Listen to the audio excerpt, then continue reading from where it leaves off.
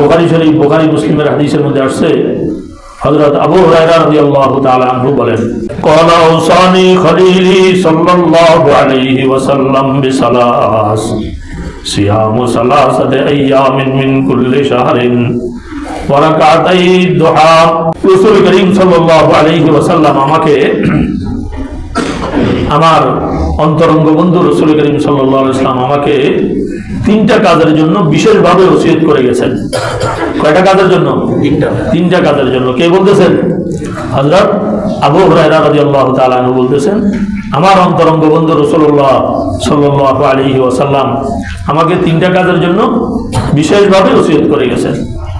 একটা হলো সিয়ামু সালাসাতি আইয়ামিন মিন কুল্লি শাহরিন, প্রত্যেক মাসে 3 দিন রোজা রাখা। কয় দিন? 3 দিন। তো ওই 3 দিন 13, 14, 15 আরবি চাঁদ হিসাবে রাখতে পারলে ভালো, অন্য সময় রাখলেও হবে। কারণ কোরআন শরীফের মধ্যে আল্লাহ তাআলা ইরশাদ করেন, মান জাআ বিহাসানাতিন ফালাহু আশরু আমসালিহা, কেউ যদি আমার দরবারে একটা নেক আমল নিয়ে আসে আমি তাকে 10 গুণ বেশি সওয়াব দান করি। তো 3 দিন রোজা রাখলে যদি আল্লাহ তাআলা 10 গুণ বেশি দেন, তাহলে কত দিনের রোজার সওয়াব হবে? 30 দিনের রোজার সওয়াব হবে। আর রমজান মাসে তো মানুষ কি পুরো মাস রোজা রাখে, বাকি 11 মাসে যদি প্রত্যেক মাসে 3 দিন 3 দিন করে রোজা রাখে, তাহলে বাকি 11 মাসও তার কি রোজার সওয়াব হিসাবে তার আমলনামায় লিপিবদ্ধ করা হবে। এই জন্য হযরত আবু হুরায়রা রাদিয়াল্লাহু তাআলা আনহু বলতেছেন, বুখারী মুসলিমের হাদিস, আমার অন্তরঙ্গ বন্ধু রাসূল করিম সাল্লাল্লাহু আলাইহি ওয়াসাল্লাম আমাকে তিনটা কাজের জন্য বিশেষভাবে ওসিয়ত করে গেছে। একটা হলো প্রতি মাসে 3 দিন রোজা রাখা। 2 নম্বর হলো চাষতের 2 রাকাত নামাজ পড়া। আমাদের দেশে এটাকে আমরা শাস্তের নামাজ বলি।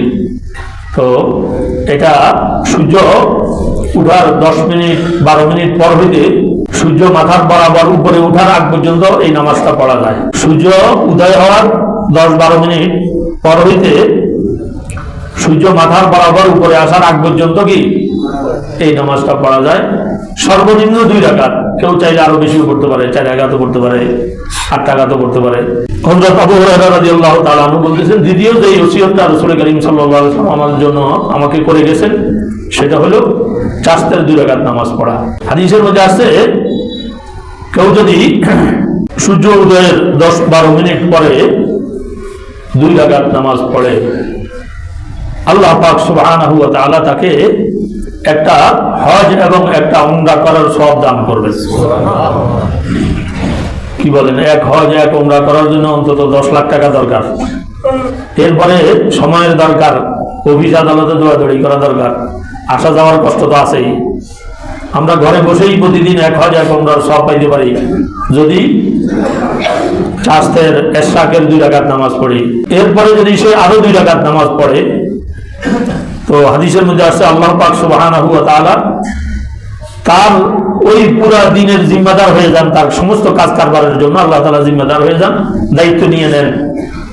নিজ দায়িত্বে আল্লাহ তাআলা তার সমস্ত কার্যাবলী মধ্যে বরকত দান করবেন এবং সুসম্পন্ন করে দিবেন। তৃতীয় যে ওসিয়তটা হযরত আবু হুরায়রা রাদিয়াল্লাহু তাআলা আনহুকে রাসূল করিম সাল্লাল্লাহু আলাইহি ওয়াসাল্লাম করেছেন, সেটা হলো ওয়ান উহদিরা কাবলান আনামা, আমি যাতে ঘুমানোর পূর্বে বিতিরের নামাজ পড়ি। আমাদের দেশে আমরা এশার নামাজের পরেই বিতির পড়ে ফেলি মসজিদে। রাসূল করিম সাল্লাল্লাহু আলাইহি ওয়াসাল্লাম নিজে বিতির পড়তেন শেষ রাত্রে। কখন? শেষ রাত্রে। হযরত আবু হুরায়রা রাদিয়াল্লাহু তাআলা আনহুকে ওসিয়ত করলেন বিতির পড়ার জন্য ঘুমানোর পূর্বে।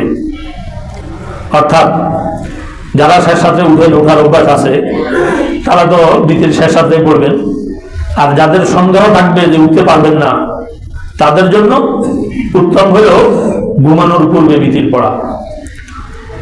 আর মসজিদ থেকে গেলে যদি বাসায় আর নামাজ পড়ার সুযোগ না হয় বা ভুলে যাওয়ার সম্ভাবনা থাকে, সেই ক্ষেত্রে আসার পরে বিতির মসজিদেও পড়ে যাওয়া যাবে।